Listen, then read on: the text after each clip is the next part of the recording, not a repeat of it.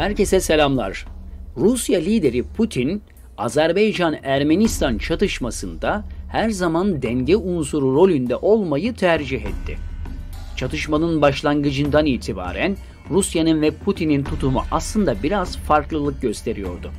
Perde önünde Putin, Ermenistan'a açıkça destek vermiyor, hatta daha da ötesi bu çatışma Ermenistan topraklarında değil, Azerbaycan haklı diyordu.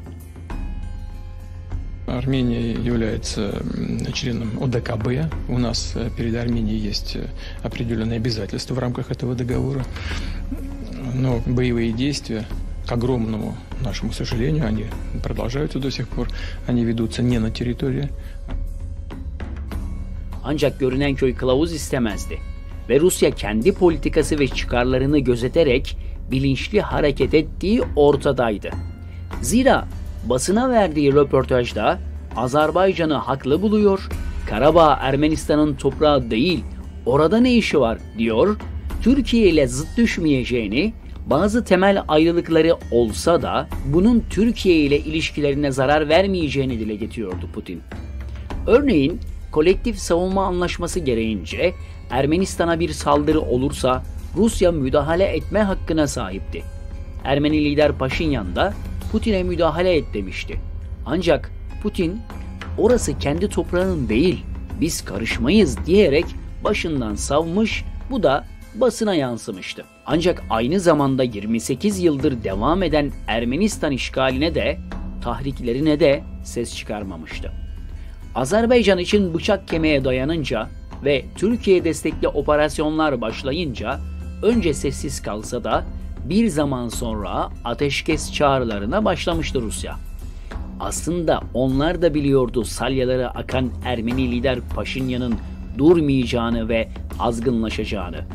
Ancak denge politikası güttüğü için yine de ateşkes çağrısında bulunmuştu. Putin'in Ermeni lider Paşinyan'ı hiç sevmediğini bilmeyen yok. Bunun sebebini daha önceki videolarımızda uzun uzun anlatmıştık.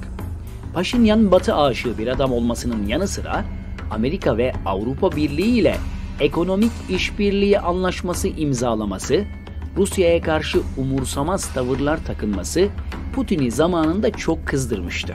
Rusya derin devletinin Ermenistan'a silah yardımı yapması bir tarafa, Putin'in açıkça Ermeni liderden uzak durması aslında Batı'ya yanaşmasından ötürü ona bir ders vermek için yapıldığı yönünde hayli fazla iddia var. Yani Paşinyan'ın burnu sürtsün istemişti Putin. Evet, Rusya askeri destek veriyordu belki Ermenistan'a ama Azerbaycan ezici bir güç ile Ermeni ordularını darmadağın ettiği de ortadaydı. Rusya'nın ısrarlı ateşkesi ise darmadağın olan Ermeni ordusunun yeniden toparlanmasına zaman kazanmak için olduğu da açık bir gerçek. Türkiye ve Azerbaycan iki devlet tek millettir. Bunu her şartta iki devlet lideri de dile getirmekte. Türkiye için Azerbaycan önemlidir çünkü Azerbaycan Türk dünyasına ulaşan bir köprüdür. Ve bu nedenle güçlü olması, Türk dünyası ve Türkiye'nin bağlarının güçlü olması anlamına gelmekte. Türkiye'nin Türk dünyası ile bağlantısı demek, Kafkasya cephesinde elinin güçlü olması, Orta Asya'da bağlantı ve etkinliğinin sağlamlaşması demek. Haliyle bu durum hem Avrupa'yı hem de Rusya'yı rahatsız etmekte. Her iki tarafta Türkiye'nin bu kadar etkin ve güçlü olmasını istemezler. Zira bu bölgelerde Sovyetler döneminden beri Rusya etkin durumda. Pandemi süreci yeni başladığı zamanlarda Cumhurbaşkanı Erdoğan bu pandemiden Türkiye çok başka ve güçlü bir Türkiye olarak çıkacak demesi sıradan bir kelime değildi aslında. Her şey planlı ve hazırlanmıştı. Açık açık Rusya, Azerbaycan'ı Ermenistan ile dengelemek, terbiye etmek istiyordu. Bu nedenle de Karabağ sorunu her zaman taze tutulmalıydı. Ki Azerbaycan'ın oyalanacak elinde bir malzemesi olsun. Ama Türkiye bunun farkındaydı. İşte Erdoğan'ın sözleri de bu yüzdendi. Bunu yıllarca da bize yaptılar. Önce Ermeni Asala örgütüyle uğraştık, sonra yıllardır PKK'yı başımıza musallat ettiler. Başımızı kaldırmayalım diye. Zira sorunlar ne kadar çok devam ederse o kadar çok istikrarsızlık hakim olacaktı ve oldu da. Rusya her zaman Türkiye karşısında olmak istemedi. Ancak tam anlamıyla müttefik de olmadı. Mesela Suriye ve Irak'ta bölücü terör örgütü PYD'yi Amerika'ya kaptırmamak için açık açık Türkiye'ye rağmen desteklemeye devam etti. Libya'da da aynısını yaşadık. Türkiye'nin karşısında olan Hafter güçlerine silah ve mühimmat yardımı yaptı. Ancak Türkiye ile hiçbir zaman gerilime girmedi.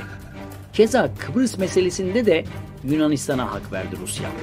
Ancak hiçbir zaman bu destekleri Putin'in ağzından resmen duymak mümkün olmadı ve Putin Türkiye ile gerilime hiçbir zaman girmedi. Rusya dışişlerinin kararları doğrultusunda gelişen olaylardı bunlar. Peki sizce Rusya'nın bu tavrının ismi ne olmalı? Yorumlarda size bırakıyoruz. Ancak tüm bunlara rağmen Amerika'nın dostluğundan Rusya'nın dostluğu daha eftal diyen arkadaşlara da katılmamak elde değil.